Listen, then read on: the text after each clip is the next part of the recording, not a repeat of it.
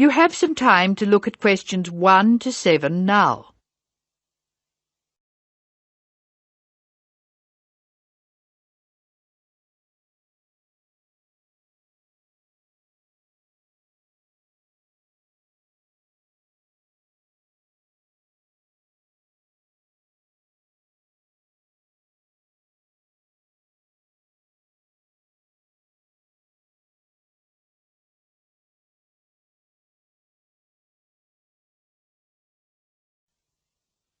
Now we shall begin.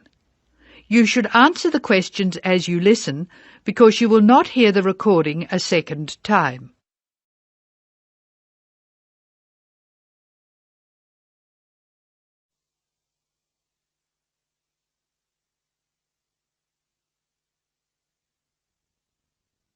Now listen carefully and answer questions 1 to 7.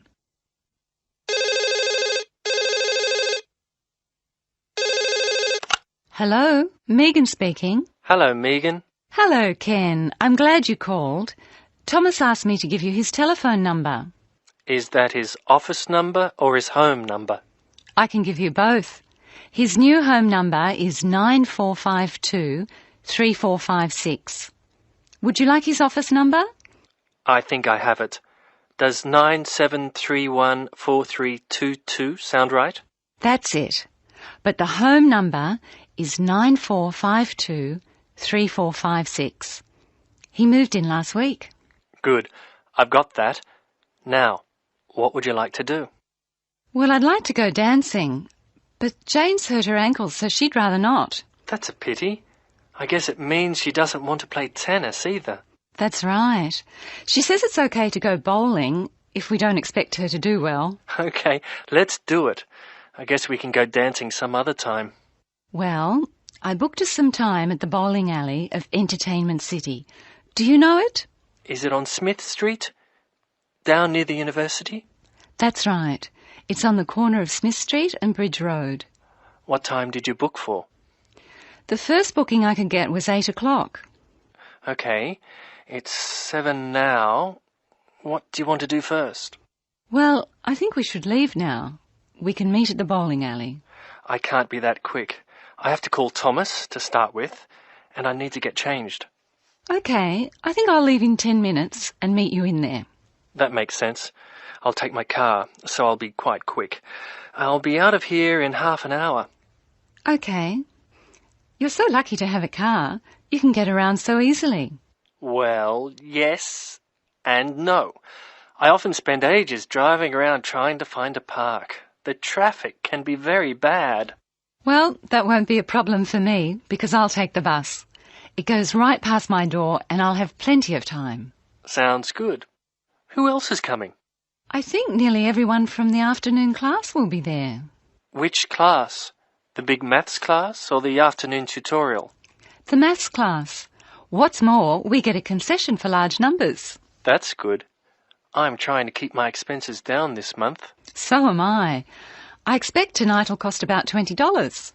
You must be good with money. I expect it to come to, nearly $40. So how are you going to manage that? Well, the bus is cheap, and if I come home early, I won't have time to spend too much. In any case, I have to be up early tomorrow morning, so I'd really better try to get home by about 11. That reminds me. I have to phone the taxi company for my mother. Goodbye, Megan. I'll see you later. Goodbye, Ken. Ken calls the taxi company.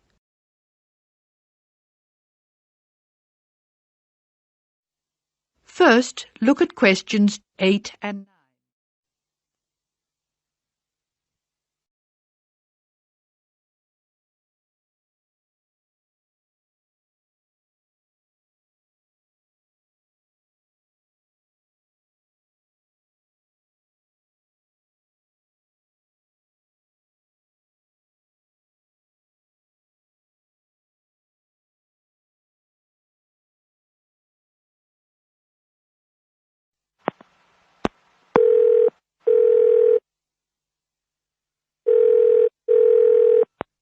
Thank you for calling Acme Cabs. Please follow the instructions on the tape. If you wish to order a cab now, press 1. If you have placed an order previously, press 2. If you wish to make an advance order, press 3. Please be ready to tell us your street number and name. If you wish to speak to the radio room supervisor, press 4. If you want to inquire about lost property, press 5. If you want to order a taxi equipped to carry wheelchairs, press 6. Your call is very important. Please stay on the line for the next available order taker. Hello, I think I left something in one of your cabs on Thursday. It was a brown paper package with an address written on it in green ink. Has anyone handed it in? That is the end of part 1. You now have half a minute to check your answers.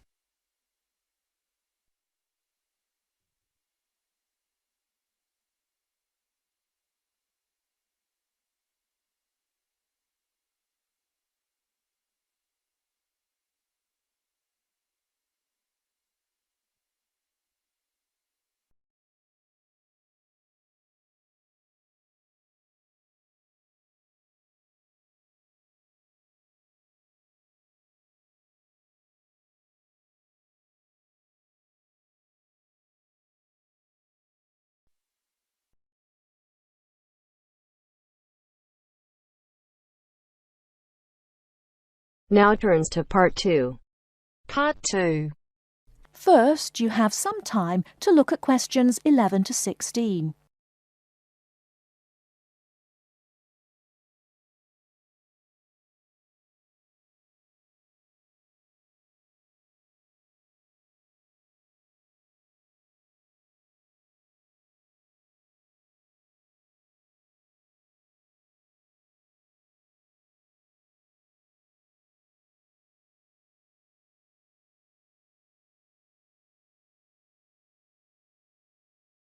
Now, listen carefully and answer questions 11 to 16.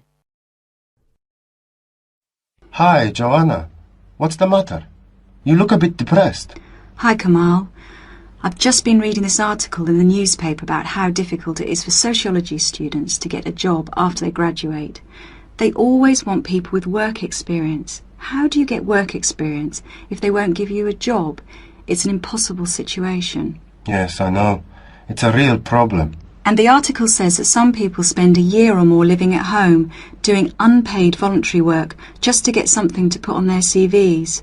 Really boring stuff like photocopying and addressing envelopes. I don't want to do anything like that. I want a real job. It's the elections for the Students' Union committee posts next month here at the university. All the positions are up for election. Academic officer, sports officer... What's your point? And the position of equal opportunities officer is coming up for election. I'm still not sure what you're getting at. Why don't you stand for it? The post starts in June. You're well known at the university, and I think you would be good at it. Equal opportunities officer? That sounds great. Isn't that the Students' Union officer who promotes equality within the university? Yes, that's right. They raise awareness of equal opportunities for everyone in the university and promote the issue around campus. I'd love to do something for women on campus, but what about my studies? It's a paid sabbatical post. Sabbatical? Yes. That means you take a year off and then start your studies again. Meanwhile, you get really good work experience and you can earn money at the same time. That sounds really interesting. But how do I get elected? You go to the Students' Union, fill in an application form and just give it to the union. Then, I guess, you need to put together a manifesto and try to get people to support you. I'll help you with your campaign, and I'll help you with publicity materials like posters, photo notice boards, and leaflets to hand out to everyone. It sounds really exciting. What exactly does the Equal Opportunities Officer do? I'm not really sure. Let's have a look at the Students' Union website. There it is.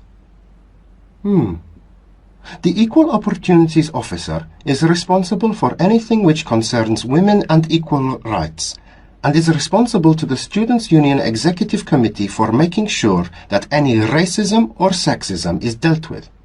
Students' Union officers have to be available for students to talk about any problems they have and try to help them. I would love that part of the job, giving help and advice to students. The whole reason I want to work in social services is to help people. That would be very good experience. It's a big responsibility too. It also says that you're in charge of a budget and you would be responsible for managing a team of people. It's good experience for a management position in the future. Now I'm getting really excited. What about the day-to-day responsibilities? It says here that the Equal Opportunities Officer acts on any health and safety issues. The Equal Opportunities Officer represents all the students on university committees like the Safety Committee and the Equal Opportunities Committee. Lots of meetings then. I don't think I would enjoy all those meetings quite so much. My first aid certificate might be useful for safety issues. Very useful. And you would supervise the running of the creche, make sure that students with young children have access to childcare, that sort of thing. Oh look, the Equal Opportunities Officer also has responsibility for the university bus service. Perhaps I could even get it to run on time. No, don't be too ambitious. We have to get you elected first. Let's take a walk to the union office. Maybe we can meet the Equal Opportunities Officer and talk to her about the job. Great, let's go.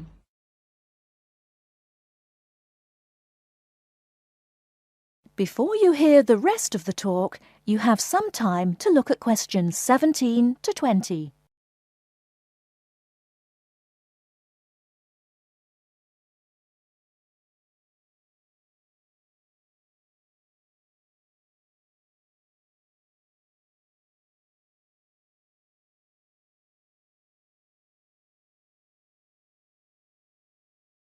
Now listen and answer questions 17 to 20. That's about all I want to say about the course and coursework. As you heard, it's very intensive and there's a lot of work to do. So, how to deal with all the work? It's really important to make sure you have good study skills. It makes the difference between failing, just passing, or doing well on any course. There are workshops given by student service counsellors on study skills. But I just want to put you in the picture with a quick overview of useful study skills. There are 5 points I want to make here. The main thing is to get organised. The first thing you need to do, as soon as you get your timetable and reading list, is to draw up a plan of study. Time management is what all students are bad at. Unfortunately, it's what they need to be very good at. Make up a timetable and put in all the things like lab work, lectures, seminars and tutorials that you will attend. Make a note of exactly what work you will do for each of your courses. Where do we get that from? Your lecturer will tell you exactly how you will be assessed at the end of the course. Make sure that you add in time for reading, preparing seminars and so on. Put deadlines into your study plan and put these deadlines into your computer to remind you when they are. With deadlines you need to be realistic and know yourself. Are you the kind of person who leaves things to the last minute? If you are, make sure you remind yourself about deadlines well in advance. Don't leave things to the last minute. That sounds like me. Aim to have a balanced life of academic work, a paid job if you need one, and social activities.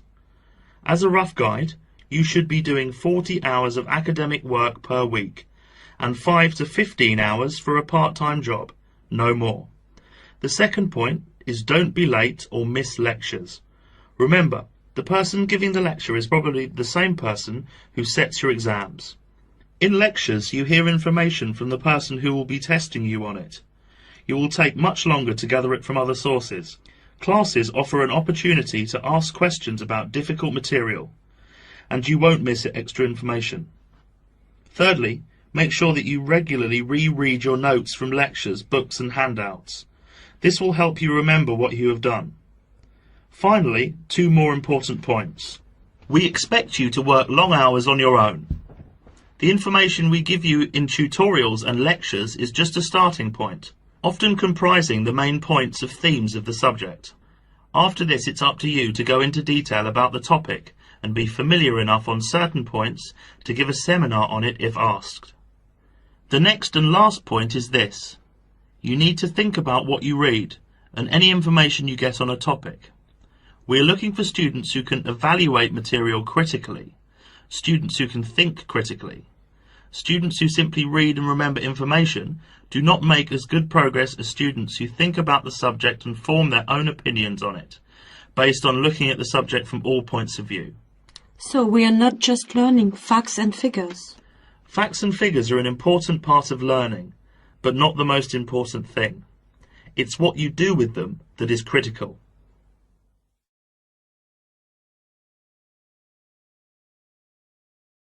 That is the end of part 2. You now have half a minute to check your answers.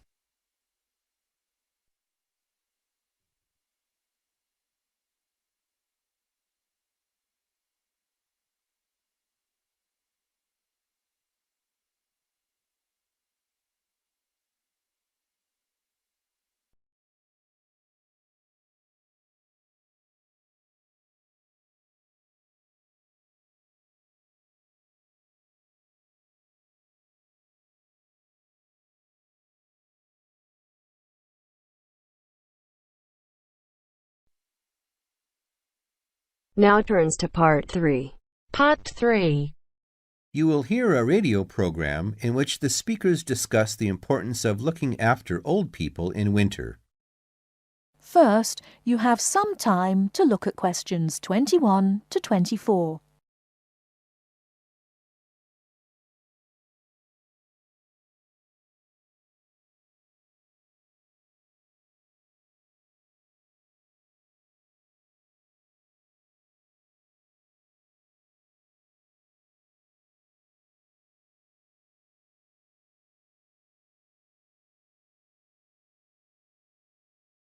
Now, listen carefully and answer questions 21 to 24.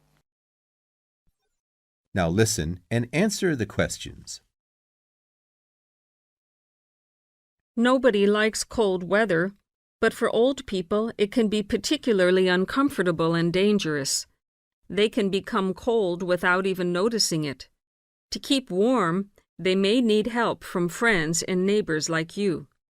To find out how we can help, we've invited a representative from the Social Service Department at the Town Hall to talk about the Winter Warmth Code campaign. Mr. Hastings, can I first ask you why it is so important to keep an eye on elderly people during cold weather such as we've been having lately? Yes. There are two main reasons. First, the old suffer from the cold more than the rest of us. They're not as active or strong as you and me, and it's harder for them to keep warm. This can lead to all sorts of complications. They have less resistance to infection. The quality of their lives is badly affected, and in extreme cases, they may need to be hospitalized. According to the newspapers, old people are actually dying of the cold. Is this true? I'm afraid it is. I said before there were two main reasons why we should keep an eye on old people. Well, the other major problem is that so many pensioners cannot afford to heat their homes properly. Before you hear the rest of the talk, you have some time to look at questions 25 to 30.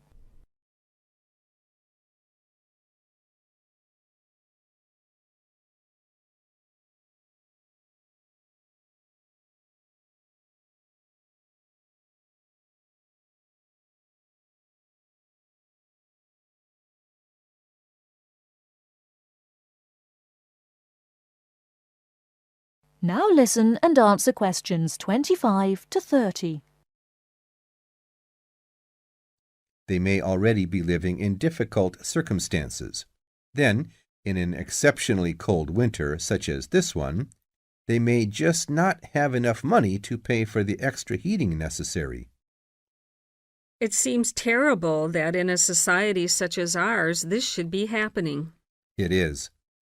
And what the Winter Warmth Code campaign aims to do is to bring this problem to the attention not only of the government, but of everybody else in society. We all have a duty towards our old people to make sure that they do not suffer in this cold weather. So now to the practical side of things. What can we do to help? Well, we all know someone old, a relative maybe, a neighbor, someone living round the corner.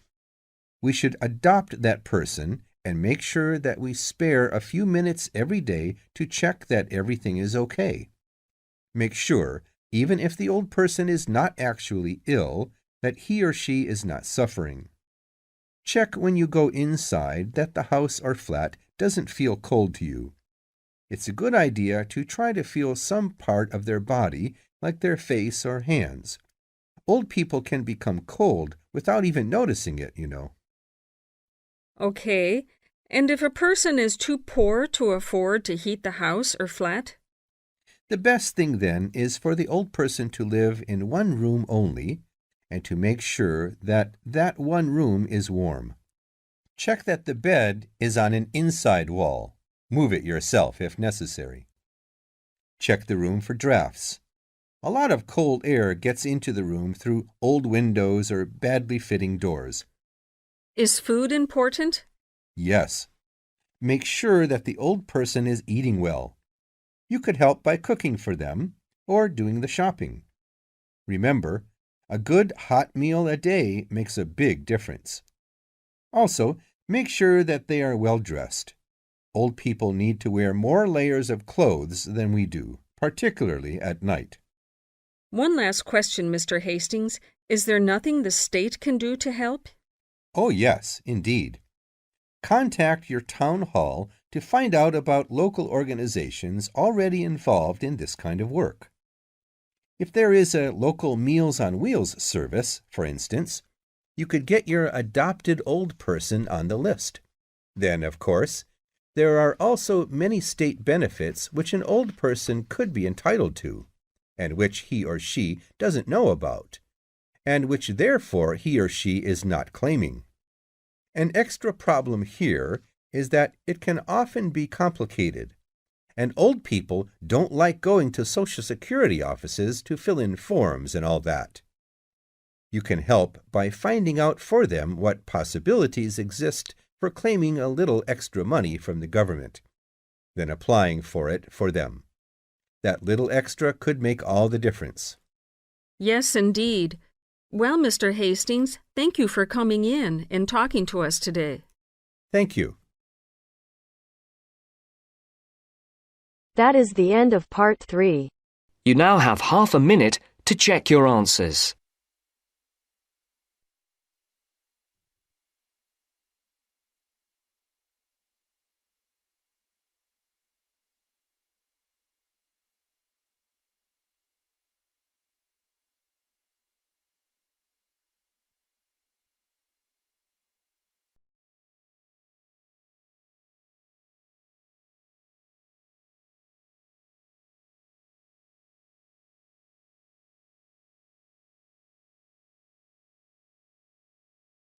Now turns to part 4.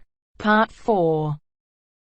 Listen to the following talk between two friends and answer the questions with no more than 3 words.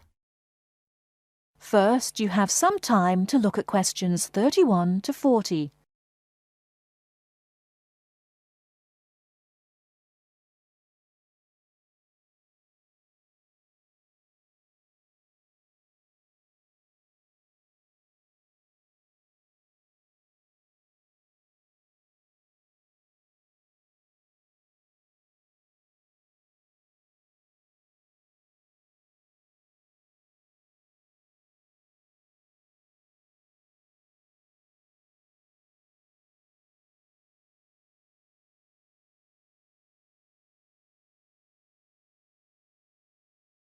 Now listen carefully and answer questions 31 to 40. Do you know what, Tom? It won't be long before we'll all be travelling to space in a cable car. A cable car? What do you mean? A sort of skylift? Well, yes, I suppose so. You must be joking. Where on earth did you get that idea from? Oh, I've just been reading it in a book called Apes to Astronauts by Adrian Berry. He's the science correspondent of the Daily Telegraph, so he should know what he's talking about. He says, wait a minute, I've got it here, page 28. A cable car to the heavens. Oh, honestly, Jane, you surely don't believe all that stuff you read in those sci-fi books? It's not science fiction. It's a fact. Hang on. I'll read you what he says. The space writer Arthur C. Clarke, to whose inspiration we owe the communications satellite, recently outlined a proposal for a new means of space travel, which, he admitted, is so outrageous that many of you may consider it not even science fiction, but pure fantasy. Shall I go on? No, just tell me how he thinks it could be done. Well, it sounds quite simple, really. One end of a cable, 23,000 miles long. How long? 23,000 miles. Do listen. One end of a cable, 23,000 miles long, would be attached to a point on the Earth's equator, and the other to a satellite in geostationary orbit. So? The cable would be absolutely tight between the 2 points, and the elevator would travel up and down, carrying people and freight. According to Arthur Clarke, it's the only way to travel in space without using rocket engines, which would make it much more economical. I wonder if it would be more comfortable. It sounds pretty uncomfortable to me, and heaven knows what speed it'd be travelling at. What would happen if the cable broke? Oh, he explains all that. Apparently, the most likely place for it to break would be at or near the ground, and if that happened, it wouldn't fall down, it would fall upwards. Upwards? Yes, I suppose it would. Yes, sounds funny, doesn't it? Something falling upwards. Anyway, it wouldn't matter too much either if the cable broke away from the high end. It'd remain rigid until it could be reattached to the satellite. I don't quite see why. Well, it would be the pull of gravity from above. Anyway, who'd want to be stuck in an elevator attached to a rigid cable thousands of miles up in space? I suppose he doesn't say what would happen if it broke in the middle. Actually, he does. He says it would be dangerous if the break occurred at any altitude up to 15,000 miles, because the bit attached to the Earth would... what does he say? Oh, yes. Collapse and wrap itself around the equator like a whiplash. Whiplash? You know, the long bit of cord or leather on a whip. Anyway, even that would only be really catastrophic if the cable was made of steel or some other metal. Metals are much too heavy. The cable would have to be made of some material capable of suspension without snapping. But I thought you said the cable would be 23,000 miles long. I did, but the 3,000-mile breaking length is because of gravity. Well, all I can say is you'll never catch me going to space in a cable car. I'd rather keep my feet on the ground, thank you very much. That is the end of part 4. You now have half a minute to check your answers.